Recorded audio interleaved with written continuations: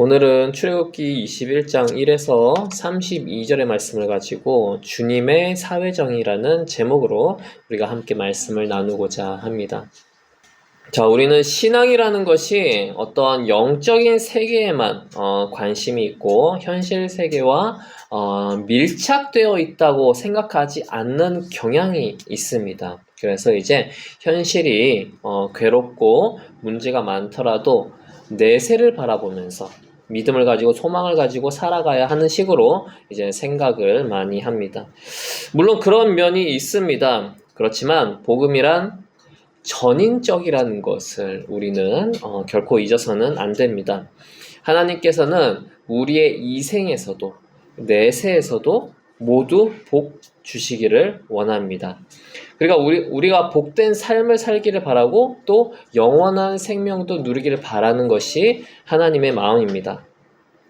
그래서 하나님께서 십계명을 주신 것이나 그리고 또 그보다 더 구체적인 율례를 주신 것도 우리 모두가 이 생에서 하나님의 백성으로서 하나님의 뜻에 따라 삶을 통해서 복된 삶을 살기를 바라셔서 우리에게 주신 것입니다. 그러므로 오늘 우리가 보는 주님의 법은 우리가 이 땅에서 하나님의 뜻대로 살며 하나님이 기뻐하시는 사회 정의를 이루는 삶은 어떤 것인지 생각해 볼 수 있게 합니다. 오늘 보는 법에서 여러 가지 내용들이 나옵니다. 오늘 이제 출애굽기 21장에서는 여러 가지 법에 대한 내용이 나옵니다. 그래서 그 많은 종류들을 일일이 다 설명을 할 수는 없습니다. 그래서 오늘은 그 중에서 몇 가지만 추려서 전합니다. 주님께서는 주님의 공동체에 사회적인 정의가 이루어지길 바란다는 것을 우리는 오늘의 본문의 말씀을 통해서 이 출애굽기 21장의 말씀을 찬찬히 살펴보면은 알 수 있습니다. 사회적인 정의.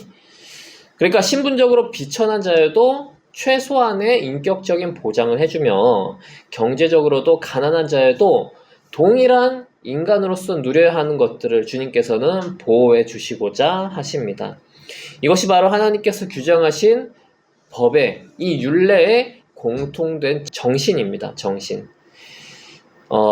가장 먼저 출애굽기 21장에서 주님께서 가르쳐 주신 율례 중에서 가장 먼저 종에 대한 율례가 나옵니다. 가장 먼저 종에 관한 내용이 나온다는 것은 하나님께서 소외되고 약한 자들에게 그만큼 관심이 많다는 것을 보여주는 것입니다. 이스라엘은 종살이를 했던 민족입니다. 그런 민족이 이제 종살이에서 벗어나서 자유인으로 살게 되었습니다. 이렇게 자유인으로 살게 되었다 하더라도 종살이 때의 아픔을 망각해서는 안 되는 것이 이스라엘의 입장이었습니다. 그래서 하나님께서는 그런 아픈 기억을 발판으로 삼아서 더 나은 하나님의 백성들이 되기를 바라시는 것이죠. 그래서 하나님께서는 종으로 살더라도 6년 동안 종살이를 했다면은 7년째는 자유의 몸이 되도록 하고 있습니다. 그리고 종이 자발적으로 나는 주인의 종이 되어야 되겠습니다. 평생도록 주인의 종이 되겠습니다. 라고 종이 원한다면 또 그렇게 할 수 있도록 했습니다. 아내를 삼으려고 여종을 사는 경우도 있었습니다. 이 아내를 삼으려고 여종을 샀을 경우에 그 주인이 마음이 변심해서 이 여종을 버리지 못하게 합니다. 당시 다른 문화권에서는 그냥 이 여종에 대한 인격을 굉장히 존중하지 않았습니다. 그래서 조금 같이 살다가 마음에 들지 않으면 그냥 막 버리는 그런 모습들도 있었고, 이 여종을 성적인 놀이개감으로 삼기도 했습니다. 그러나 하나님께서는 이 여종에 대한 인격을 보호해 주시고자 이렇게 여종을 그냥 버리지 못하게 했습니다. 그리고 또 아들에게 주려고 여종을 아들의 아내로 삼으려고 여종을 사는 경우가 있었는데 이 경우에는 이 여종을 딸처럼 대하도록 합니다. 그리고 또 이 아내를 삼기 위해서 데리고 온 여종 이외에 다른 아내를 두더라도 기존에 사온 여종에게 먹을 것이나 입을 것이나 부부관계를 끊지 못하도록 했습니다. 그러니까 새로운 아내를 맞이함으로써 이전의 여종에 대해서 생활에 필요한 것들을 제공하지 아니하고 무시하고 이렇게 이제 그런 일들이 벌어지는 것을 방지하기 위해서 이렇게 기존에 있던 여종에 먹을 것이나 입을 것이나 부부관계까지도 이렇게 율례로서 정해서 그 인격을 보호하고자 했던 것입니다. 이렇게 하나님께서는 하나님의 율례를 통해서 여종의 인격이 짓밟히지 않도록 또 하나님께서는 그렇게 규정을 하셨습니다. 우리는 이것을 통해서 하나님께서 신분이 높으나 낮으나 두루 살피시고 관심을 갖고 있음을 볼 수 있습니다. 종들이야말로 어떻게 보면은 세상에서 가장 불쌍하고 소외된 자들이라고 할 수 있습니다. 쉽사리 인권이 침해되기 마련입니다. 부당한 대우를 받아도 어디다가 하소연할 데가 없는 것이 바로 종이었습니다. 하나님께서는 이런 자들이 부당한 대우를 받지 않고 생존의 위협을 받지 않도록 이 율례를 세우셨습니다. 우리는 이처럼 소외되고 어려운 상황에 처해 있는 자들을 하나님처럼 살펴보고 관심을 가질 수 있는 자가 되어야 하겠습니다.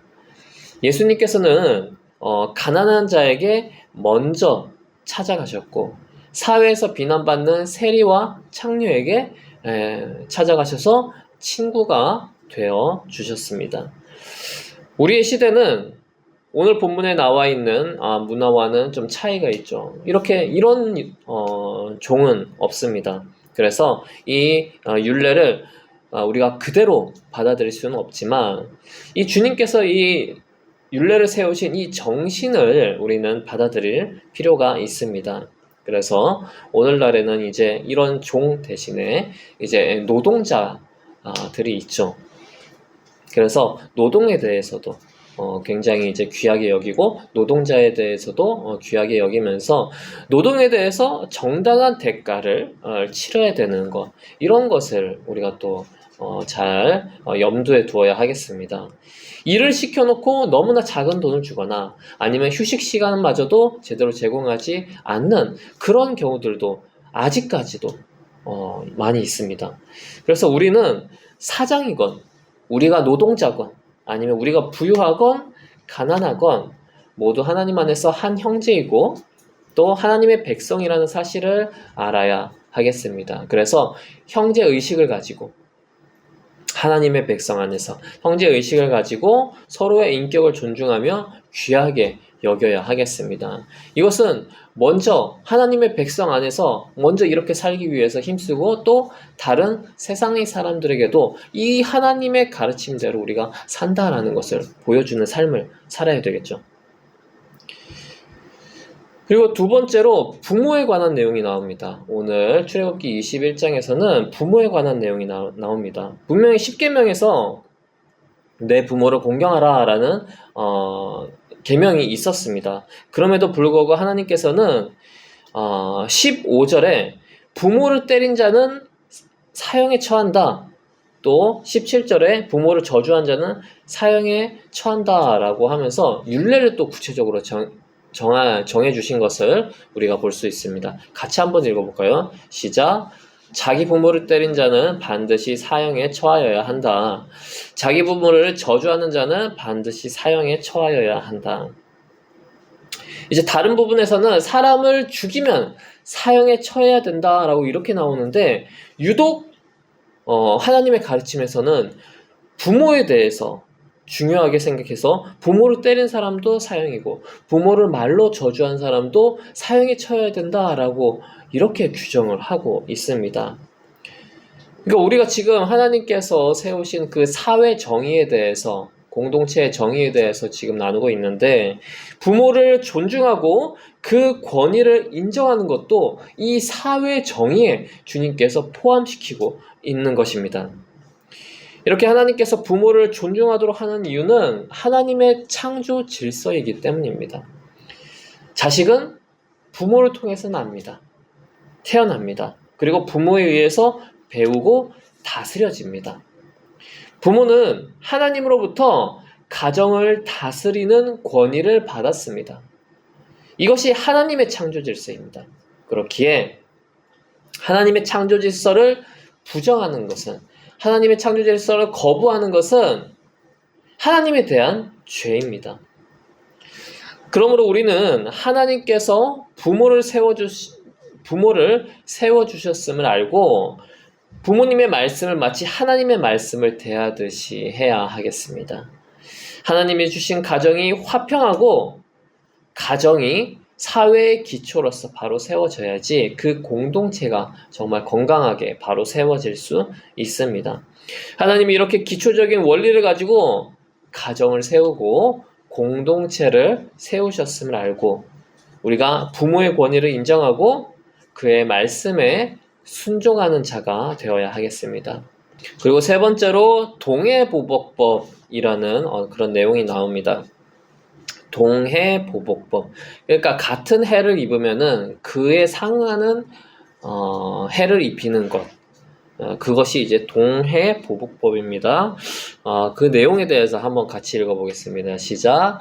그러나 그 여자가 다쳤으면 가해자에게는 목숨은 목숨으로, 눈은 눈으로, 이는 이로, 손은 손으로, 발은 발로, 화상은 화상으로, 상처는 상처로, 멍은 멍으로 갚아야 된다라고 규정을 하고 있습니다. 이것은 지금의 관점에서 보면은 어떻게 보면 좀 잔인한 것 같은 그런 느낌이 있습니다. 왜냐하면 지금은 이렇게 하지 않기 때문입니다. 그렇지만 당시의 문화를 알고 이 법을 보면은 하나님께서 이 법을 왜 이런 의도로 세우셨는지 알 수 있게 됩니다. 하나님께서는 동일하게 해를 입히는 그런 보복을 할 수 있도록 법으로 규정을 했는데,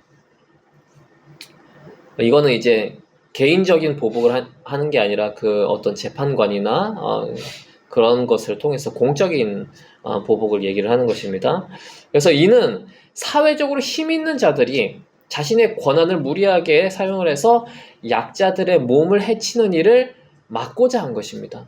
그러니까 사회적으로 힘 있는 사람들, 권세가 있는 사람들, 아니면 돈이 있는 사람들, 이런 사람들이 만약에 금전적으로만 상대방이 해를 입은 것을 금전적으로만 배상을 하게 한다면, 이 권세 있는 자들은, 부유한 자들은 상대방의 몸을 해하고 금전적으로만 그냥 배상을 하면 되지 하고 배상을 하고 다음에 또 다른 사람의 몸을 해하게 되는 이런 일들이 일어날 것입니다. 그렇기 때문에 동일하게 신체적으로 어떤 그 값을 치러야 되는 것을 규정을 함으로써 부유한 자도 함부로 다른 사람의 신체에 대해서 상해를 가하지 못하도록 하는 것이 이 법의 의도입니다.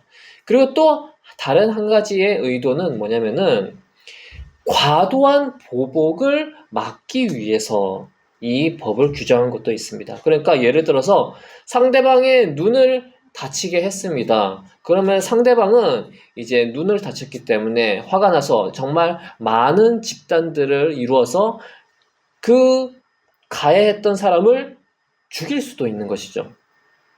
이런 일들을 벌어지지 않게 하기 위해서 그 정도에만 맞도록 해를 가하는 것으로 이렇게 규정을 한 것입니다.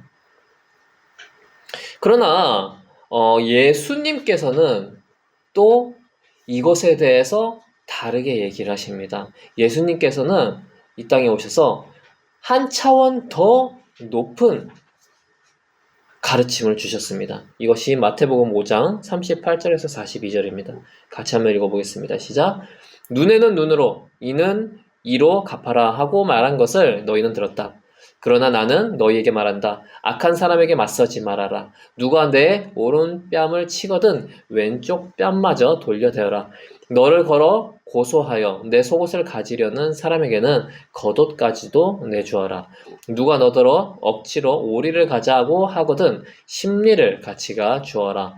내게 달라는 사람에게는 주고 내게 꾸려고 하는 사람을 물리치지 말아라 라고 예수님께서는 말씀하셨습니다. 그러니까 이 출애굽기 나오는 당시의 동해보복법은 그 당시 문화에 있어서는 나름 어떤 진일보한 그런 법이었습니다. 하지만 예수님께서는 이 땅에 우리에게 구원을 주시고 또 하나님의 나라를 주시면서 이런 가르침을 주셨습니다. 동일하게 갚는 것 이것으로 그 원수를 갚으려고 하지 말고 더 나아가서 원수를 용서하고 사랑하는 것까지 가르치셨습니다. 이렇게 가르치신 이유는 용서와 사랑을 베푸는 것이 그 죄 지은 자가 더 자발적으로 죄를 뉘우치고 죄에서 돌이키게 하여서 보복의 악순환을 끊는다는 것을 가르치기 위해서입니다.